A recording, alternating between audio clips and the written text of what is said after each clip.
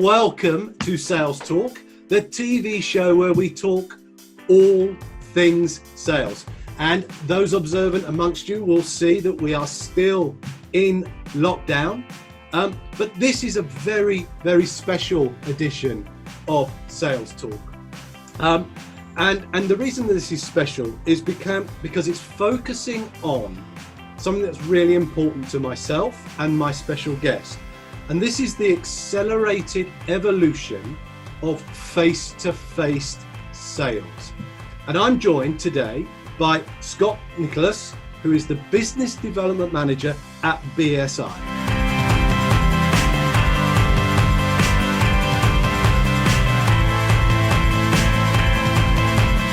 Scott, welcome. Introduce yourself. Steve, thanks very much. And it's a pleasure to join you, and obviously looking forward to the conversation that we're going to get stuck into in a minute. So I'm, as you said, Business Development Manager at BSI.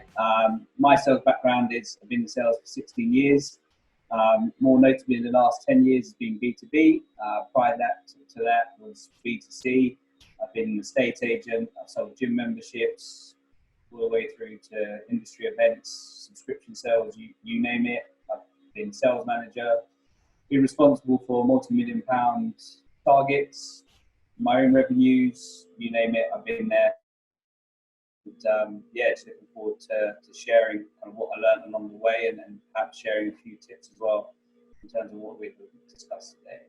Nice one. So there's a real breadth of experience, and what you can say on the call. There's me doing so many blooming Zooms out on Sales Talk TV today. Is we've got a couple of practitioners, right? We've got people that actually are practicing and doing the things we're going to talk about. And yourself, as Business Development Manager, are right in the heart of this change that we're going to talk about. And this episode came motivated from a post that I put on LinkedIn that was titled "Face-to-Face Selling is Dead." And the comments were a real mixed bag, right? There were people there that felt they had to defend the bastion and the tradition of face-to-face, saying, well, you can't sell unless you're building a relationship. Almost like the relationship couldn't be built this way across a digital platform. It had to be face-to-face. And then you had others who were totally accepting of the transformation ahead and were really curious about how effective it could be. And then there was this third category that were already there, right? They'd already made this change. So within this one post, face-to-face selling is dead, we were seeing an absolutely diverse and fragmented response to the question. That's when you popped in and said, well, this is really incredible. So Scott, just tell us, what was it that interests you about this topic? I think it's as you described there. I just think there were so many different answers. There's so many different opinions coming from, a variety of different people, different, positions, ultimately fundamentally involved in sales. But I just think, my own opinion is it's not dead, but it's changing. And what you're seeing, and some of the opinions you are getting, and what we saw in that post, is you're seeing, I think, people being a bit protective of, they only know one way. Face-to-face is all they've ever known. So for them to be told, well, hold on, face-to-face is dead, where do they go next? What do they do next? How are they meant to survive?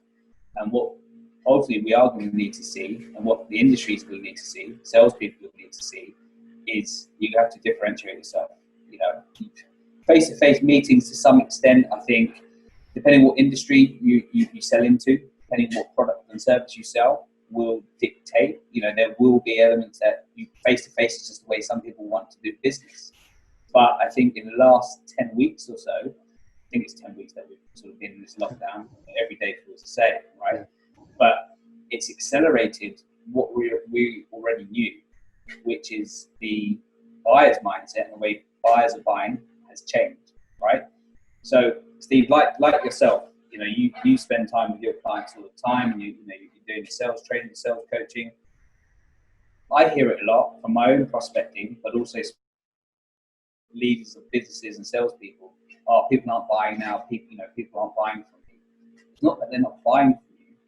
The buyers are buying, but their buying patterns and decisions have changed. But we as salespeople, or some salespeople, sales leaders and businesses, are behind the curve on that. So they need to accelerate. They need to move forward and adapt what they're doing, and then they will. There's a lot that we will cover in this for sure. Yeah. I mean, you start there to really start to jump into some of the really critical parts of this, right? Like if your buyer is buying a different way to how you're selling, that's quite fundamental. That you've got that wrong, or you've at least got an opportunity there.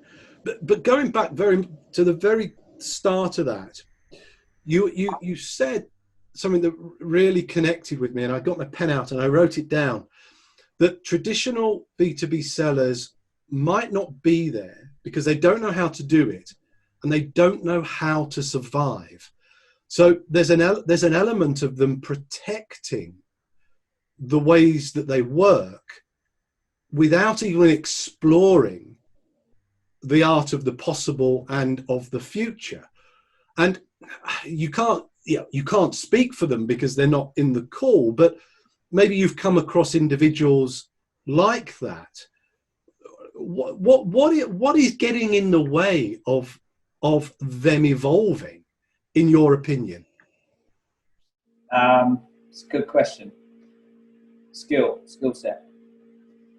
Some of the conversations I've had where people say, I can't, we can't sell it. No one's buying from us. COVID has caused, obviously there's issues beforehand perhaps, but in light of what's happening at the moment around us, COVID's hit us so badly, we can't sell.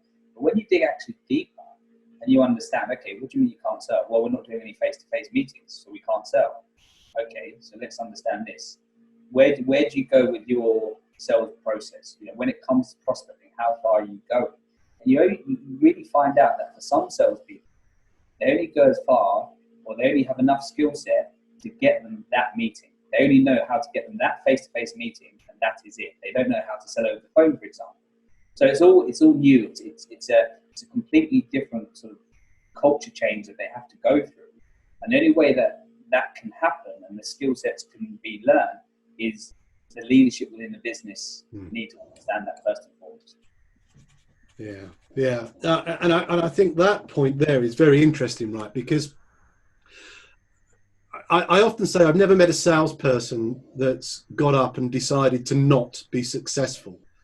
They become unsuccessful over a period of time because the support, the infrastructure, the encouragement, the coaching is missing. So the skill set gap that you talk about, I recognize, but I think I recognize that more at a company level because that's where it starts, right? If my mandate as a leadership is to get you out doing sales calls, or my leadership is that you're not going to be sat at home on those digital platforms prospecting and networking, you're just going to be out selling. It's almost that leadership that's setting us up to fail, right?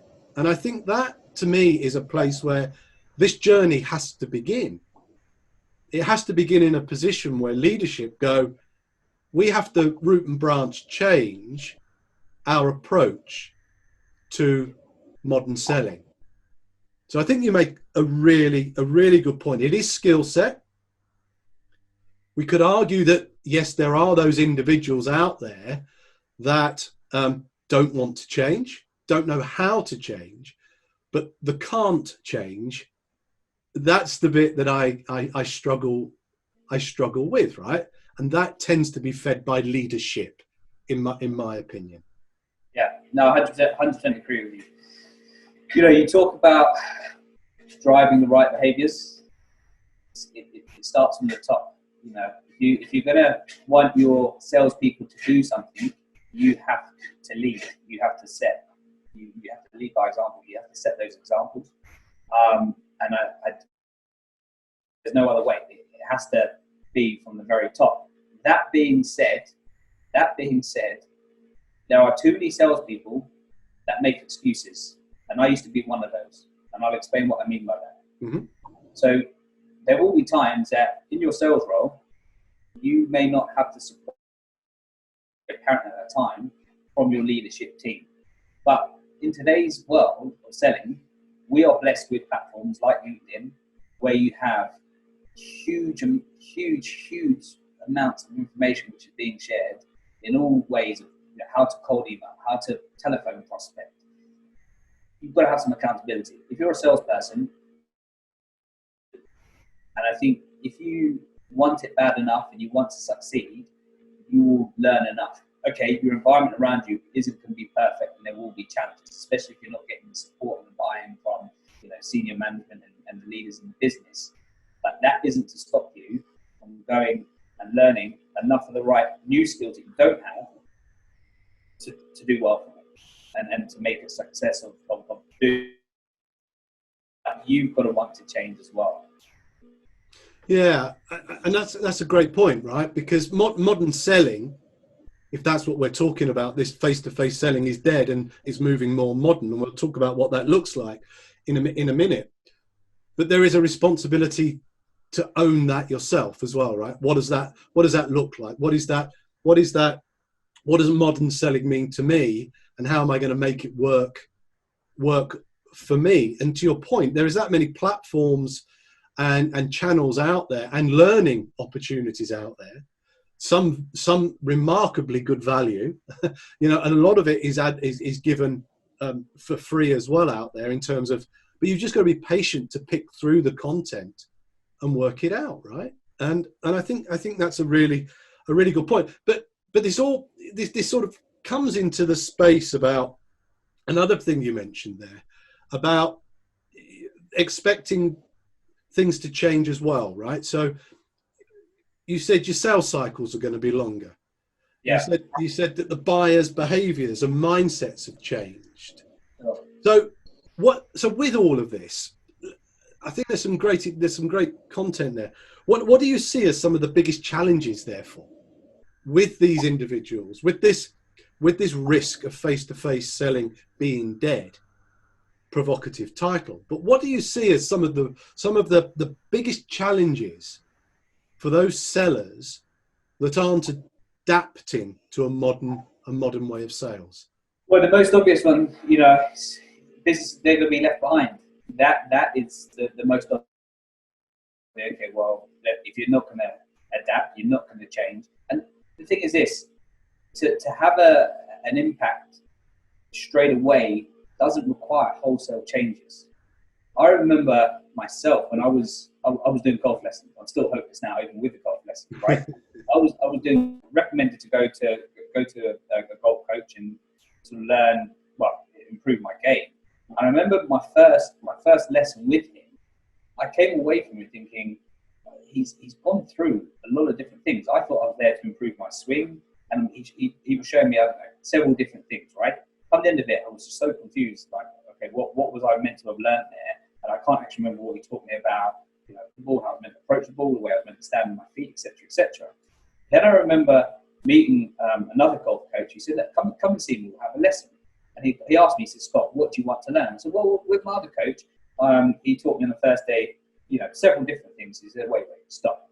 He said, "How can I possibly show you several different things, several new skills, and you retain that better?" And I was like, "Explain, what do you mean?" He said, "Well, I'm going to teach you one new skill, and you're going to do it over and over and over again until you're better at it, and you see the improvement." He said, "Because otherwise, I can tell you to do all these different things, and you'll probably be mediocre at them all. Whereas I'd rather you become better at the one skill that I'm teaching you." And I think if we bring that back into the world of sales that we have, and in terms of what we can do today to transition from the new way of selling, is the sales leaders teach your people one skill, the biggest challenge is you either get businesses will be left behind, you can get it where businesses will panic, they will panic, and they'll put way too much pressure on their salespeople. Salespeople do not deal well with pressure. You will not get the best out of your salespeople. So putting too much pressure on them is going to cause an issue. And I think the biggest challenge you're going to see as well is, it kind of ties into it. It's that change in culture, and businesses are going to struggle with that. They've known one way of selling. They've only ever sold in one particular way, and that's all they've known. And they're going to find it very, very difficult to move out of that. Hugely difficult. And I think what you'll find, depending on what type of business you are, if you're in a business where you're continuously selling or upselling within that account, you're going to lose that business before you know it, because your buyers are on a different journey. So you need to really understand what making your buyers tick. What does their buying cycle now look like? How do they buy? Ask that question. How are your buyers buying? Because that's the sort of processes that you need to be putting in place when you are now selling. You need to know what your buyers are doing. If you don't, fundamentally you're going to be left behind. You're either going to go off the edge of a cliff, or you're going to be left behind. Yeah, so really important, isn't it? One of the lessons, number one, I think, in modern selling is the same as it was in old-fashioned selling. Sell how your buyer wants to buy. Don't sell how you want to sell. I think it's really, really important that gets reconnected to a modern buyer's buying journey. I mean, you talk about some stuff here, and I wonder, is this just about confidence? Is this just about what I've always done, I'll always do? Is it about fear? Is it about processes and structures that the business asked me to operate in? And I wonder where the crowd that defended face-to-face will always exist, why they reach that point without necessarily trying a new way. So we could easily draw the conclusion that it would be the traditional industries of manufacturing, chemicals, pharmaceuticals, all of this kind of stuff that would say, no, it's all about relationship. But actually, when I think back to the post, it wasn't. It was a real cross-section of sectors and industries. And I just wonder what it is behind that makes them protect this stereotype of a salesperson that is one that will jump into their car, the one that will, I'm not saying they're not professional, right? Let's get that out there. Yeah. They would be prepared. They would have clear call objectives. They would have done the whole 9 yards, but they still believe fundamentally to sell to their buyer, to build relationships, they need to jump into their car and go and visit somebody, versus recognizing, to your point, that their buyer's journey has changed. Their buyer is buying before they're invited to the meeting, and they're doing that research. I just wonder what it is that is preventing these very well-prepared, successful, knowledgeable people recognizing the buyer's journey has changed. And even during lockdown, COVID, they're still waiting for the day they can jump back in their car without using this opportunity to develop that skill. I get a bit lost in understanding why we're there. Yeah, my I just think when, if you've got a business that has seen success over the years with doing something and doing it well, then I sometimes think you can be your own downfall, in the sense that you think it's all roses in the garden, and they don't actually see that they've got underlying issues in their business, in their sales processes. They don't really have the measures to tell them actually what you're doing, whether it be, let's say if you're pushing out loads of emails, for example, that, 3-4 months ago, that kind of activity was working, but then all of a sudden it's dried up. Yeah, they can't see that. And I think it's the biggest thing. Steve, it's people like yourself that I know do it very well, and it's making aware of the change that they have to go through. And it just goes back to the point I said, it's just a cultural thing. If you know something and that's all you know. The other thing I think as well, hopefully I don't offend people, it's a generational thing as well, right? So depending on what age you are, there is an unwillingness to change, right? So before social media and all this sort of these platforms came around, it would be picking up yellow pages and just picking up the phone and prospecting. But because we now have options today, so do our buyers. Some of our buyers, and I know there's this big argument, what social selling and, what's wrong with picking up the phone and et cetera, but some buyers prefer to be sold to through email. Some buyers prefer to be sold to face-to-face. Some buyers prefer to be sold to whatever method it might be. You've got to understand what each of your buyers want and what they want to do. You've got to stop thinking about you. Stop thinking about what did work for you. Look, everything that you do now, move into the mindset of what does my buyer want? And if you can move into that mindset, it will have a massive impact, a positive impact on your business and the sales that you do. If you don't do that, you're just going to keep getting the same results that you've always got, or if not worse, they're just going to continue dropping. Yeah. I mean, the habits is an interesting point, right? Because they are habits, but habits can be trained, habits can be broken. And it's an interesting thing about generation, right? Because, there are now more millennial buyers than there are non-millennial buyers. That doesn't mean all of a sudden everybody's staring at a screen, because some of those millennial buyers, to your point, prefer a Zoom call or prefer an email or prefer a face-to-face visit.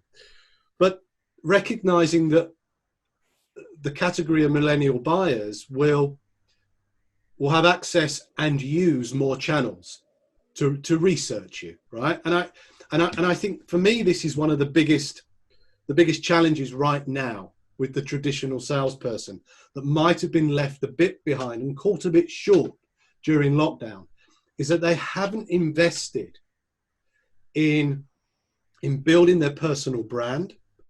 They hadn't invested in building their professional networks, and they hadn't recognized that investing in those is part of the buyer's researching process into modern selling. So it doesn't mean that you are less capable of holding a face-to-face conversation, but it likely means if two people are invited and somebody has got a good amount of content that the buyer has researched, they kind of know you before they know the other person that's just turned up representing a company, if they've invited that person at all. Because if we just think about how that works, we all have stories about how easy it is just to converse with people that you've built up these virtual relationships with. Example, you and I. Yeah. That's been built purely on commenting, liking, sharing, building some trust. And then when that trust is there, that conversation, that sale is in a very different place. And I think that's where some of the traditional sellers, and matching what they do to how a modern buyer buys, there is that disconnect with their activity and how a buyer buys. It's harder for them because they're not building the relationship. They're not building the trust. They are not building. You've got to work harder. You have to work harder. I think that's the other thing as well. as I said, I've been in sales for 16 years, right? But salespeople, we are people who, I guess, I'm not saying everybody, but the least resistance. We'll try and find the shortest route to enable us to get the sale. That's just the truth. That is just the way it is. But you have to work that bit harder now, because like you said, and I think Gartner did a report on this, it's something like 60 to 70% of buyers have already made their buying decision. They already know who they're going to buy from, or they're partway there. So you've got to work that bit harder. But we've got the tools available to us to enable us to know who our prospects are, what they do. I know I go into calls with prospects. I know that prospects, I've seen them. It comes up, someone's viewed your profile, and it tells me that person's viewing my profile. I'll go into a meeting with them, and I'll say, Steve, look, I saw you checking my profile. What was the reason behind that? I want to know who I'm buying from. I want to know what your background is. I want to know if you've been in this industry. What can you share with me? What can you tell me? Yeah. The other thing as well, and the thing that I find crazy is, let's just say the telephone or face-to-face meetings are working for you and they continue to work for you. That's great, right? But why wouldn't you want to have more tools in your toolbox? Why wouldn't you want to upskill yourself, your sales teams and people within your business to have a more mixed dynamic to way that they sell? Why wouldn't you want that? Because ultimately it's only going to be something that it's going to benefit you and your business both short term and long term. So great, if what you're doing now works, that's great, but you've also got to look at what aren't we doing enough of that we can do more of, and what are we doing that we don't do so well that we can get better at. And fundamentally, I think, last week when we spoke, we said, about some businesses are saying, well, I'm not going to have people come and visit me. I'm not having any sales people walk through my door. Yeah, they're the same people that have sales teams. So what? You're not going to have your sales teams go out and sell. You can't have it both ways. But then at the same time, as I said, the salesperson, they have to understand that this shift is happening. It's accelerated the last 10, 12 weeks. COVID has driven this further along quicker to the point now where you've got to map out how your buyer buys. You've got to put those processes in place. And I think you do it very well. There's one or two others that I know do it very well. But when people are trained, when people have sales training or sales coaching, it's all about, how do you prospect? How do you do X, Y, and Z? It's never about, well, how does your buyer buy? How does your buyer buy within the automotive sector if you sell into the automotive sector? What is it? Put yourself in their shoes and understand what they do, and then bring that back in-house and then structure your sales process in that way. It's not easy, but it's doable. Yeah, and thanks for the shout out there. Yeah, we do. I mean, in the Plan, Grow, Do training, we really focus on starting that from the customer perspective, because, and I say this sort of expecting to be shot down in the comments when people watch this. It's never been easier to sell. It's never been easier to sell. I mean, I am one of those older generations that you refer to, Scott, and we never used to have mobile telephones. The internet didn't exist when I started selling. Can you imagine, right? Two great tools all in one thing now. We're doing a Zoom recording of a conversation that we're going to use content to repurpose, to share with our networks. Selling has never been easier. The hardest part is standing out from the crowd. The hardest part, and you only do that by understanding who you add value to, whose problems you solve, and how you're going to connect to them more successfully, because you're talking to them where they want to be spoken to and communicated to how they want to be communicated with. So never been easier to sell, but it's never been harder to stand out from the crowd. And that, to me, is one of the great opportunities that we see coming out of COVID. So if we was just to flip this, because I know it's very difficult for us to stay in that what are people doing wrong scenario, although it's quite cathartic, isn't it, to do that? Let's just think for a moment or two around, what do you see? I mean, you're a modern seller, right? You're successful. You told us about your 16-year career, loads of highs and lows, big portfolios, and you still see opportunity ahead of yourself. So in this modern selling world, what are some of these opportunities that you would encourage traditional sellers to grab hold of, or even modern sellers to double down on? What are these opportunities, Scott? Do you know what I would? It's more of a tip than there's a few things, right? One of the things I would say to them is, look what happened right at the start of COVID when government were asking for people to come forward and tender to make ventilators, right?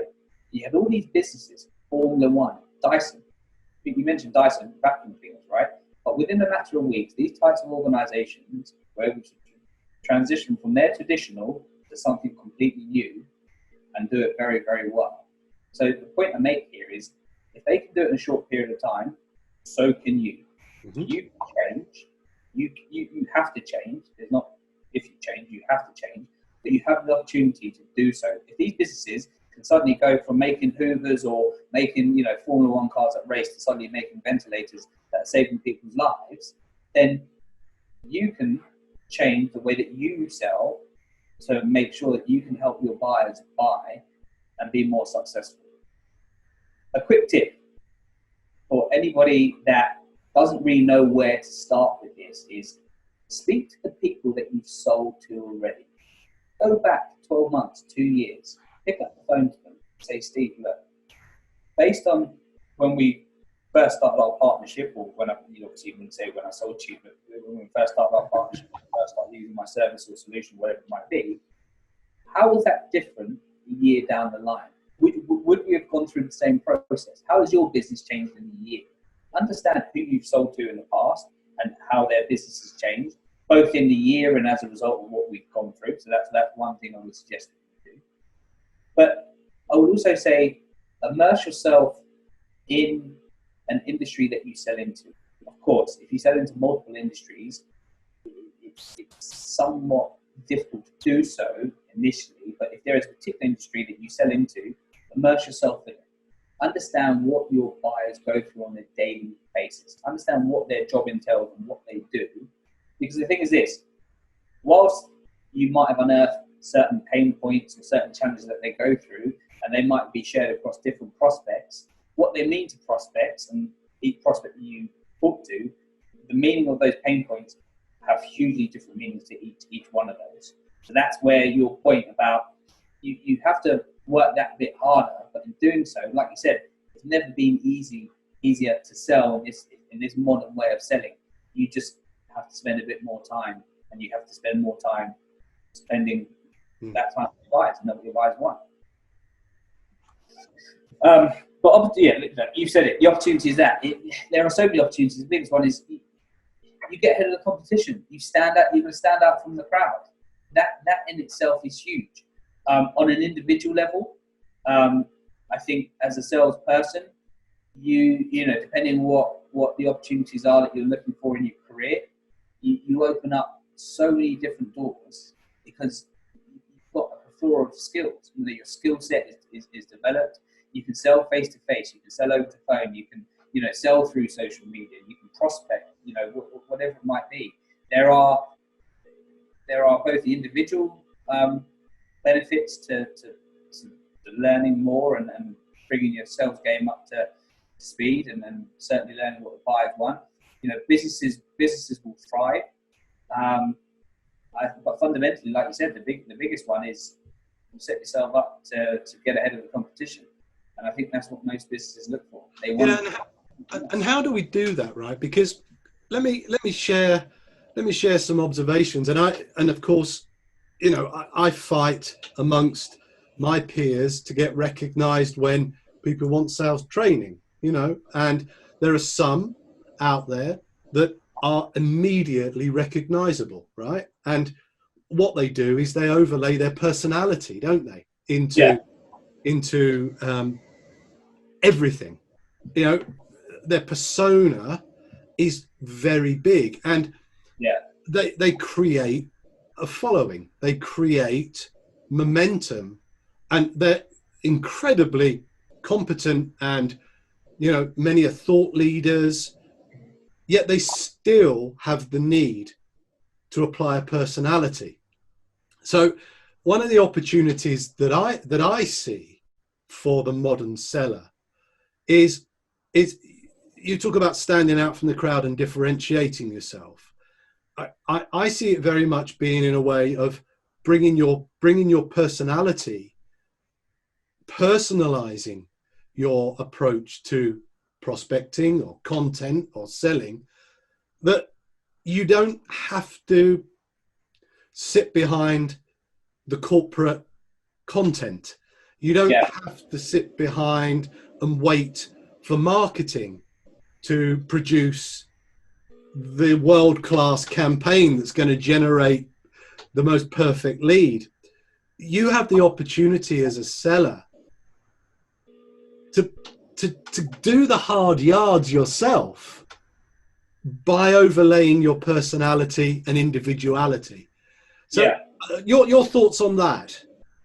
Yeah, it's another great point, and I think, do you know what? When I first started out in sales, and then when I was in sort of a hardcore sales environment where there was a second voicing, so the sales manager would have the other handset and they'd be listening to the call and they'd be prompting you what to say. When you're practicing scripts, you would think, you listen to the best salespeople and you would try and mimic them. You would try and sound like them, but you weren't being you, right?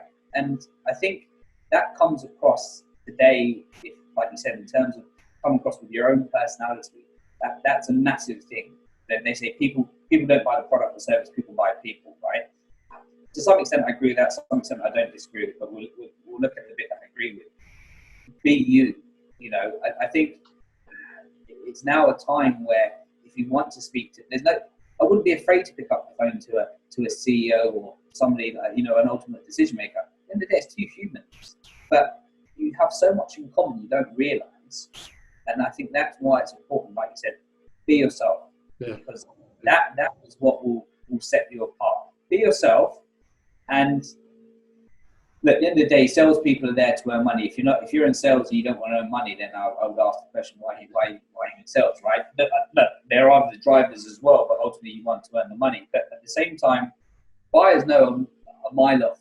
They can smell your commission breath, right? Commission breath.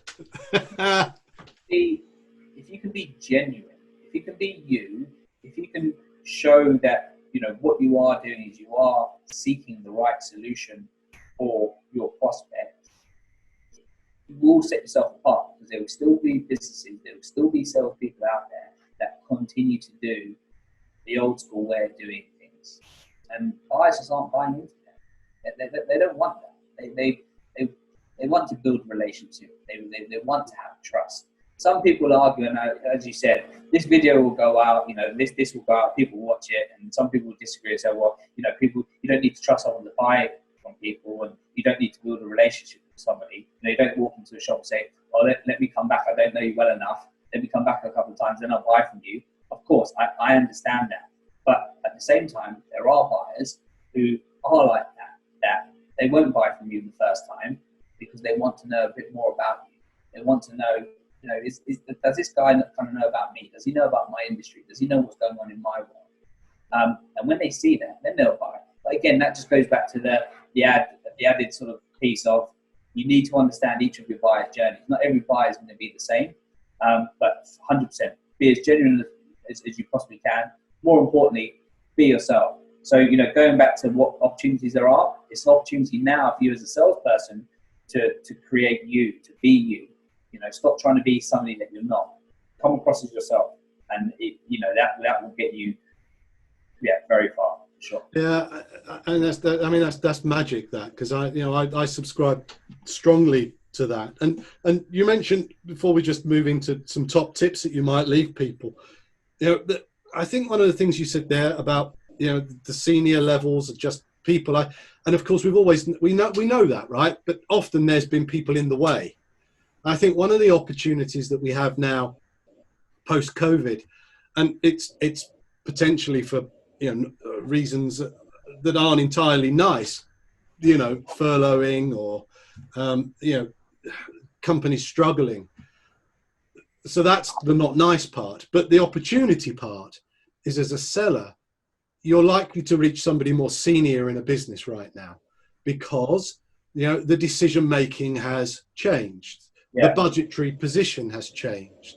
The premise of the problem might have changed. So you have a really good opportunity to reconnect with some of those sales opportunities in your pipeline, but you just might have to resell. You might have to go back in the sales process to do that rediscovery, to go forward with somebody more senior, because the premise has changed. So there is this part about, opportunity is there. I think you've said some amazing things about the buyer, and that bit is going to stick with me through this episode of Sales Talk, that the buyer and recognizing your buyer's role in the modern sales process is fundamental to this. And if your buyer is telling you, I only want to see you if I want to see you, when I'm ready to buy, you've got to do something before that to get noticed.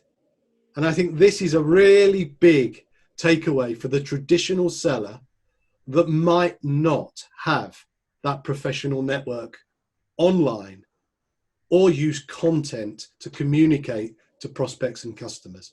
So I think there's so much in here. I mean, Scott, just as we wrap up, because we could probably just go on forever on such a subject, if you was just to give a few top tips to your colleagues, your peers, to prospects out there, what would be the things that you would say to them? What would be your advice? Spend time with your buyers. Spend time with them. So I mentioned earlier, go back and speak to them. Go back and speak to the buyers that you've sold to in the past. Understand what you did well, and also understand what you didn't do so well. Ask them. What did you like about the sales process? What could I have improved on? Obviously, there's ways to structure those questions. I would also suggest that you really take a look at the areas that you want to improve in individually, and you approach your sales leader, or wherever it might be in your business. Sure. And you either have, if there's a coach internally or externally, you get that training, but you take ownership, you take accountability to say, okay, well, look, I need to look at where my skill sets need to improve. I need to look at what I can do better at. Because look, the thing is that you can be in sales for 20, 30, 40, 50 years. Some of the best salespeople, you speak to them, and they're always learning. They're always improving their craft. They're always wanting to do better. So I would say, if you are somebody at the moment that is selling, there is always some way you can improve. Understand what that is, but more importantly, focus on where you can improve that will have the most impact on your sales results today, and get that training. Nice. Two big ones there. So go back to your buyers, understand what works well, understand where it might have gone wrong, learn from that, talk to them about their buying preferences, understand how they like to consume content, understand what helps them make decisions. Brilliant. Yeah. And then on that self-development piece, I 100% agree with you there. The best sellers, the best sales leaders continually learn. We've had to relearn our craft over the years. I haven't had 50 years, I've had 30 plus, and I've relearned my craft 4 or 5 times. And I feel like I'm learning another iteration of that craft. So bang on advice. So Scott, look, thank you for being my guest on this show. If people want to find you, where is the best place to go to hunt you out? Yeah, so I'm active, probably not as active as I should be on LinkedIn. So just my contact details are on there. Drop me a message, a DM. And call me on my mobile number's there as well, email, whatever communication you like. Send me a video, send me a voice note, any help, any support that you need. If you just want to pick up the phone, have a chat, get in contact. But yeah, LinkedIn is probably the best place to find me. LinkedIn's the best place. Do follow Scott. There's a lot of good stuff he puts there. He creates some good conversations, as we've just seen. And he's always teaching you things. He sent me a video about us getting together, and I felt compelled to send him a video back. So I didn't even know you could do that. Yeah. So thank you. Thank you. Yeah. So look, that's the end of Sales Talk for this episode. All you got to do is subscribe just down here on the subscribe button to see more episodes. As you know, you can connect with me on LinkedIn, Steve Knapp, the sales mindset coach. And if you're keen to go forward with any of this modern sales training, the training program I have is Plan, Grow, Do. That's the modern sales approach for B2B sellers. That's all, folks, and I'll see you next time. Thanks again, Scott.